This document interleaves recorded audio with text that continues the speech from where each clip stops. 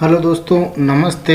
आज अपन चर्चा करने वाले हैं दोस्तों जो अपनी अर्धवार्षिक परीक्षा होगी 2023-24 की हाफ ईयरली एग्ज़ाम, उसके लिए जो कक्षा 8 है उसके विज्ञान विषय का जो मॉडल पेपर है उसके बारे में अपन चर्चा करेंगे। अगर दोस्तों चैनल पर नए हैं तो चैनल को सब्सक्राइब कर लीजिए और डिस्क्रिप्शन में जाके टेलीग्राम चैनल ज्वाइन कर लीजिए। वहाँ से आपको ये PDF भी मिल जाएगी और आपको अन्य वीडियो के लिंक भी मिल जाएंगे।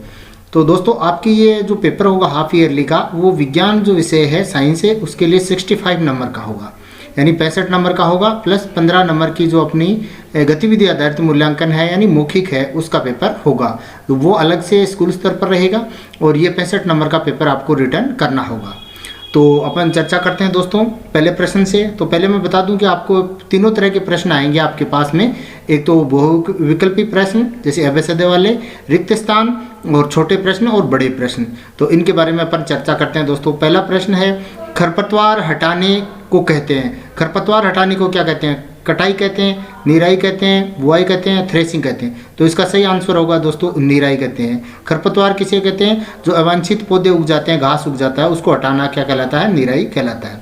दूसरा प्रश्न अपना दोस्तों, चेचक के टिक्के की खोज की थी यानी किसने की थी? अलेक्जेंडर फ्लेमिंग ने की थी, लुई पास्चर ने की थी, एडवर्ड जेनर ने की थी या रॉबर्ट कोच ने की थी? तो सही आंसर होगा दोस्तों लुई पास्चर। तो लुई पास्चर ने चेचक के टिक्के की खोज की थी। नेक्स्ट प्रश्न है अपना दोस्तों, CNG का पूरा क्या नाम है? CNG जो गैस होती है उसका पूरा क्या नाम है? तो CNG यानी कंप्रेस्ड नेचुरल गैस। तो इसका हिंदी में होता है दोस्तों संपीड़ित प्राकृतिक गैस। कंप्रेस्ड का मतलब संपीड़ित, नेचुरल का मतलब प्राकृतिक, गैस का मतलब गैस। तो इसका फर्स्ट आंसर है वो A नंबर का आंसर सही रहेगा। इसके बाद में दोस्तों चौथा प्रश्न है, ईंधन के ऊष्मीय मान का मात्रक क्या है या मात्रक है? तो न्यूटन है, जो kg पर किलोजूल है, डिग्री सेल्सियस है या किलोजूल प्रति kg है? तो इसका द आंसर होगा वो सही होगा, किलोजूल प्रति kg होगा। इसके बाद में नेक्स्ट क्वेश्चन देखते हैं अपन दोस्तों। नेक्स्ट क्वेश्चन है वो है अपना पांचवा प्रश्न है, निम्न में स्त्री हार्मोन है, यानी ये जो 5-4 ऑप्शन दे रखे हैं इसमें से स्त्री हार्मोन कौन सा है, मादा हार्मोन कौन सा है? Testosterone, thyroxine, insulin, oestrogen. तो इसका सही आंसर होगा दोस्तों एस्ट्रोजन। इसके बाद में अगले प्रश्न है दोस्तों, रिक्त स्थानों की पूर्ति कीजिए और प्रत्येक प्रश्न है वो 2 अंक का है। पहला प्रश्न है दोस्तों, इस प्रकार का जनन जिसमें नर व मादा युग्मकों का संलयन होता है खालिस्तान कहलाता है। तो नर और मादा युग्मकों का संलयन होता है उसके अंदर दोस्तों वो कहलाता है लैंगिक जनन। लैंगिक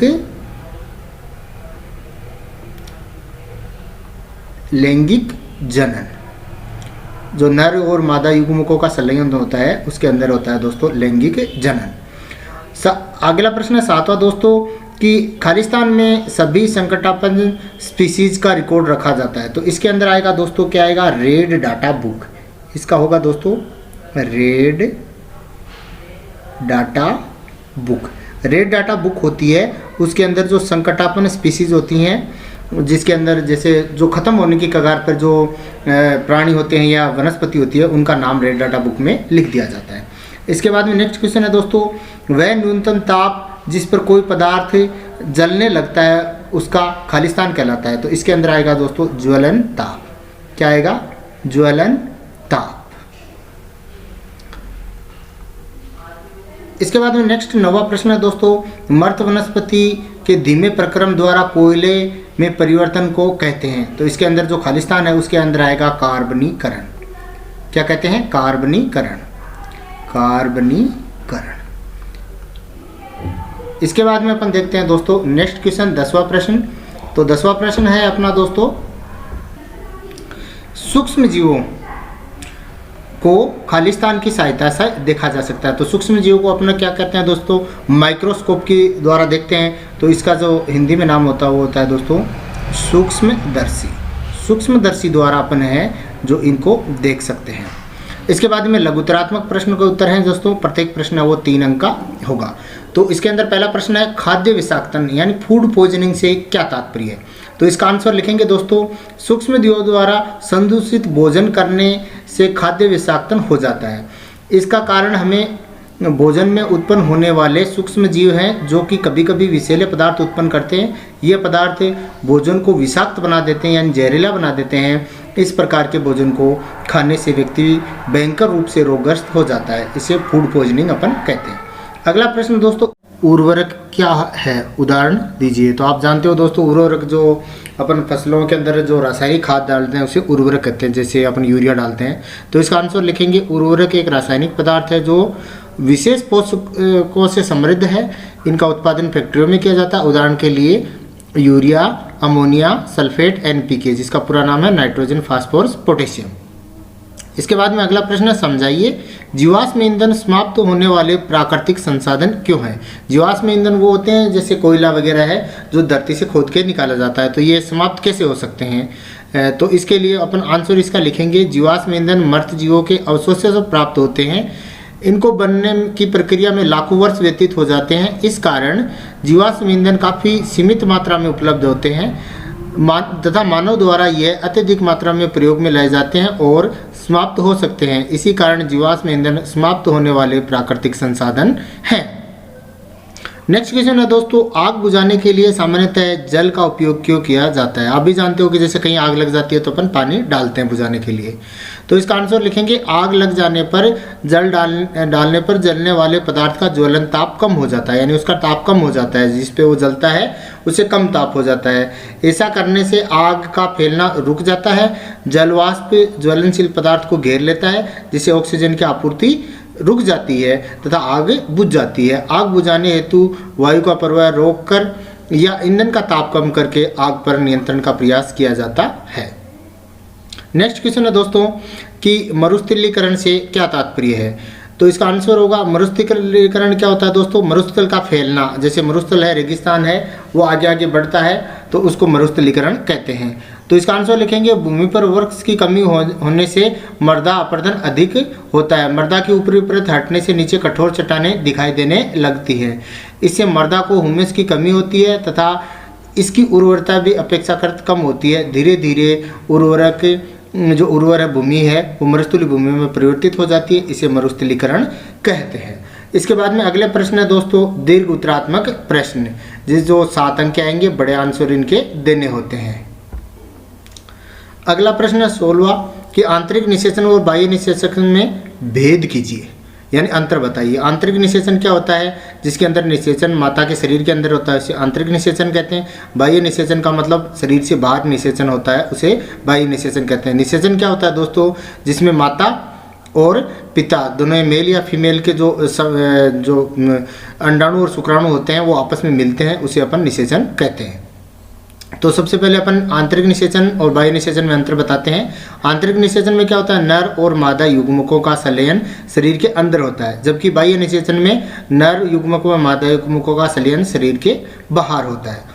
अगला अंतर है, नर मादा शरीर में शुक्राणु उत्सर्जित करता है, जबकि बाह्य निषेचन में दोनों वेष्टि युग्मकों को शरीर से बाहर फेंकते हैं, यानी नर और मादा दोनों ही अपने जो शुक्राणु और अंडाणु होते हैं वो शरीर से बाहर फेंकते हैं।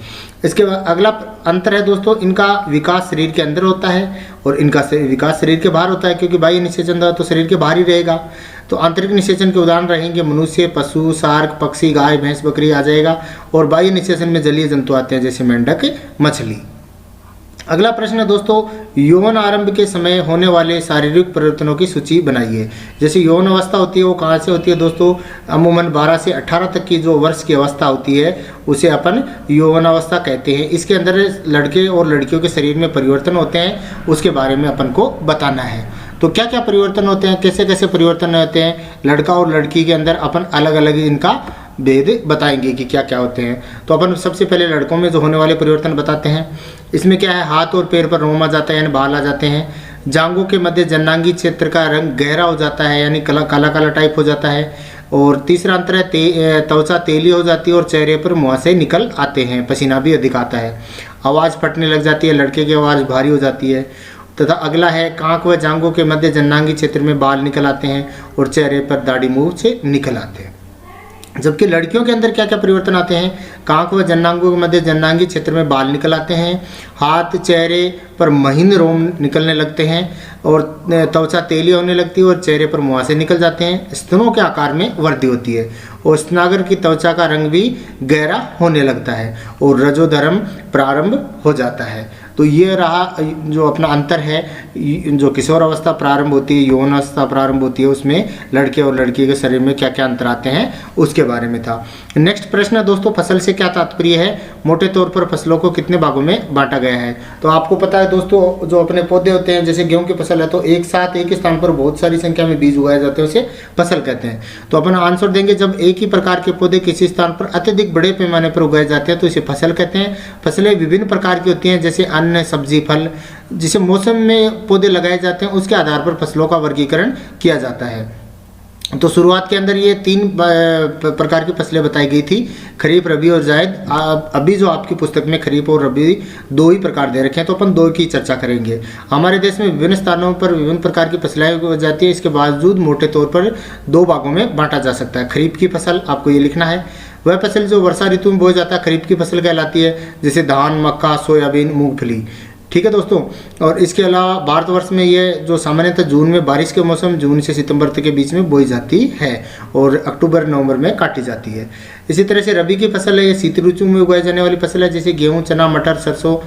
ये क्या करते हैं, कौन सी जो शीत ऋतु में बोते हैं, तो अक्टूबर नवंबर में तो बोते हैं दोस्तों, और मार्च अप्रैल में इसको काटते हैं।